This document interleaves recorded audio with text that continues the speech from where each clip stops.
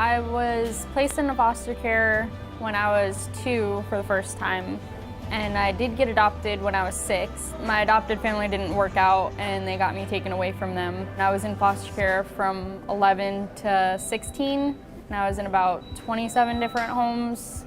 And because I moved so much, I was in about 14 different schools. I was always kind of alone, and I didn't trust anyone. I wasn't able to love anyone because I didn't have anyone to love. My parents actually had it in their heart to look for a teenage girl, and so they actually set out on a search to try and find the one. They felt like that's what God was leading them to do, and the people that told them like that's probably not a good idea, they just kept on pushing through. My dad he's a little stubborn, and he'll go for what he thinks is right, and thankfully he did go for it. Otherwise, I wouldn't be here. I'm so happy that I'm able to work at a place like this where it's just family and I feel safe and comfortable here. I have people that support me and help me, like my parents. They are the senior directors here. Working at Chick-fil-A has helped me make my goals and dream a reality by being very flexible with my schedule.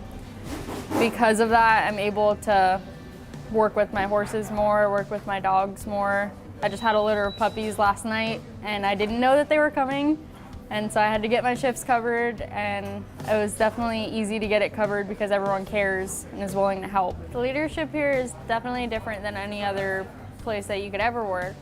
They definitely care about you, and even Tim and Diane Lytle, they talked to my parents about adopting me before they even went to meet me, and they told my dad that like if that's what you feel led to do, like then that's what you got to do. And so they were very supportive of them. They gave them the time off to come and meet me and time off when I came home and they needed to change their schedules.